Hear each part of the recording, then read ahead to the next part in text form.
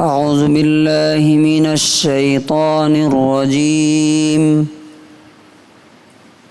بسم الله الرحمن الرحيم ثم أنزل عليكم من بعد الغم أمنة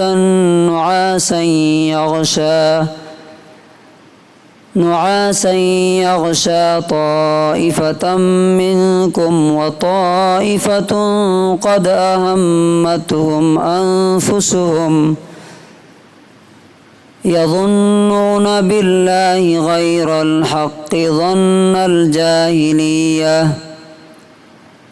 يقولون هل لنا من الأمر من شيء قل إن الأمر كله لله يخفون في أنفسهم ما لا يبدون لك۔ سورہ آل عمران سورہ نمبر 3 آیت نمبر 154۔ پھر اللہ تبارک و تعالی نے غم اور ٹینشن کے بعد تمہارے اوپر سکون اور اطمینان اتارا۔ جو تم میں سے ایک گروپ کے اوپر اونگ کی شکل میں چھا رہا تھا، اور ایک گروپ ایسا تھا جس کو صرف اپنی جان کی فکر تھی۔ وہ اللہ کے بارے میں غلط خیالات سوچ رہے تھے، جاہلیت کے خیالات۔ وہ کہہ رہے تھے کیا اس معاملے میں ہمارا بھی کوئی اختیار ہے، کنٹرول ہے؟ آپ کہہ دیجئے کہ سارا کا سارا اختیار اور کنٹرول اللہ کے ہاتھ میں ہے۔ یہ اپنے دل میں وہ چھپاتے ہیں جو آپ کے سامنے بتاتے نہیں۔ Then he sent down upon you after distress an inner peace in the form of drowsiness, overcoming affection of you, while another faction worried about themselves, thinking of Allah other than the truth, the thought of ignorance, saying, is there anything for us to have done in this matter? Say, indeed, the matter belongs to Allah completely. They conceal in their hearts what they will not reveal to you. یہ آیت جو ہے جنگ احد کے بارے میں، جو ہمارا سلسلہ چل رہا تھا رمضان سے پہلے، رمضان کی وجہ سے ڈسکنیکٹ ہو گیا تھا۔ اللہ تعالیٰ نے جنگ احد میں جو مسلمانوں کی ہار ہوئی اس بارے میں یہاں پہ ڈیٹیل بتا رہا ہے۔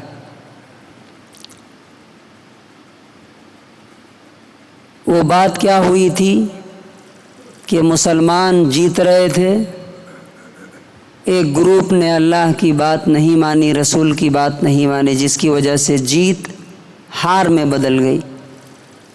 نبی صلی اللہ علیہ وسلم زخمی ہو گئے اور 70 صحابہ شہید ہو گئے۔ اب اللہ تبارک و تعالی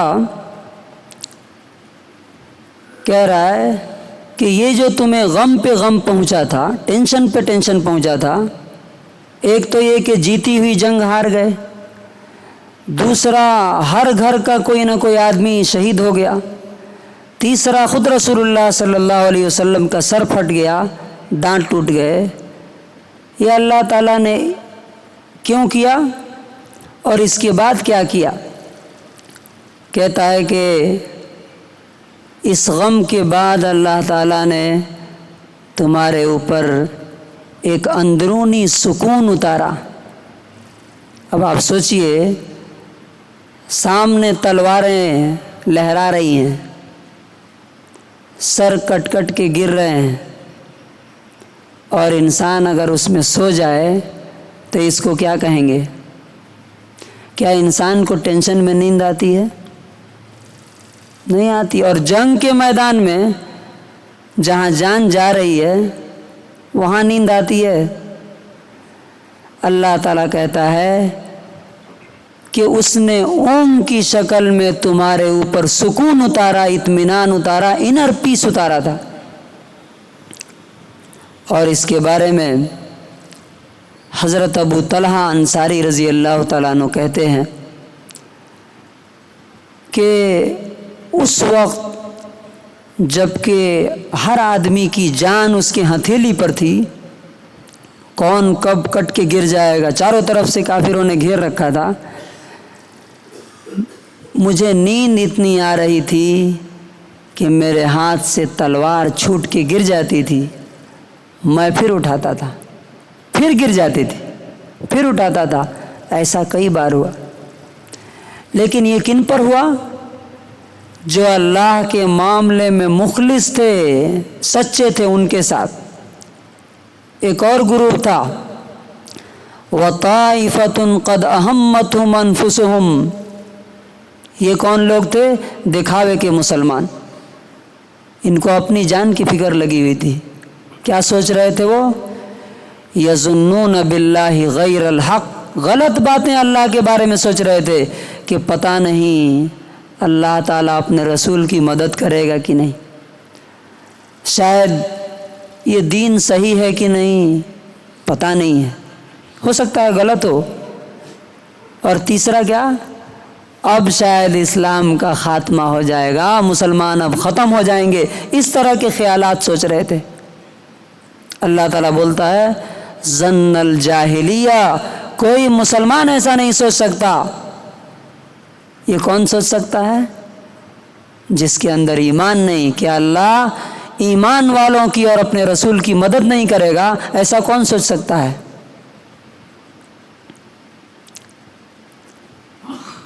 پھر وہ کیا کہہ رہے تھے؟ حل لنا من الامر من شیء، اس معاملے میں ہمارا کچھ اختیار ہے کیا؟ مطلب یہ منافقین جو تھے انہوں نے کیا مشورہ دیا تھا نبی صلی اللہ علیہ وسلم کو کہ ہم لوگ مدینے میں رہ کے لڑیں گے، باہر نہیں نکلیں گے۔ لیکن جو مخلص، جو سچے ایمان والے تھے، بہت سارے صحابہ، حضرت حمزہ رضی اللہ عنہ، وہ کہتے تھے کہ نا ہم بزدلوں کی طرح گھر میں گھس رہ کر کے لڑیں گے، ہم ان اللہ کے دشمنوں سے جا کر کے سامنے مقابلہ کریں گے۔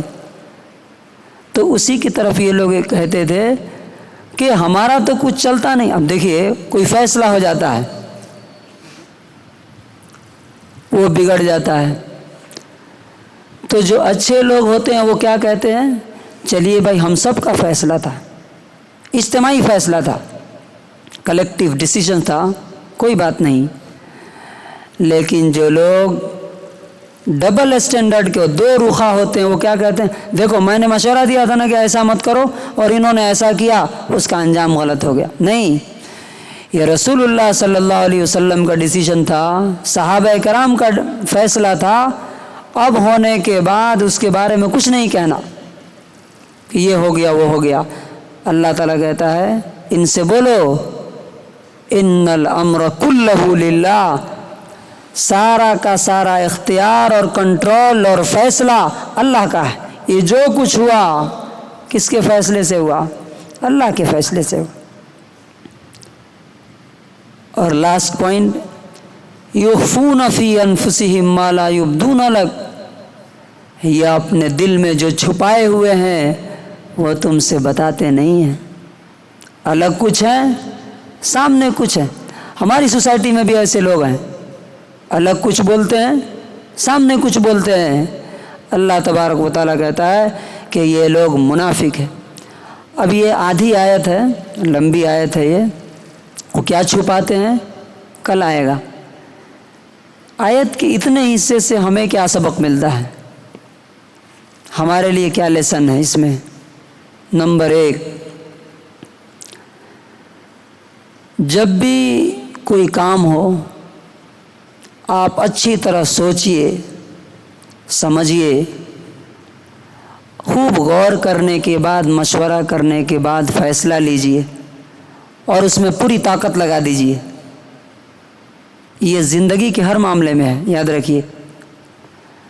اگر وہ اس میں آپ کامیاب ہو جائیے تو اللہ کا شکر ادا کیجئے، اور اگر خدا نخواستہ اس میں ناکامی ہو گئی، نقصان ہو گیا، فیل ہو گئے، تو آپ یہ مت کہیے فلاں کی وجہ سے کام خراب ہو گیا، فلاں کی وجہ سے بگڑ گیا، اس نے ایسا کر دیا، اللہ نے کام بگاڑ دیا۔ نہیں، اس وقت کیا کہنا ہے؟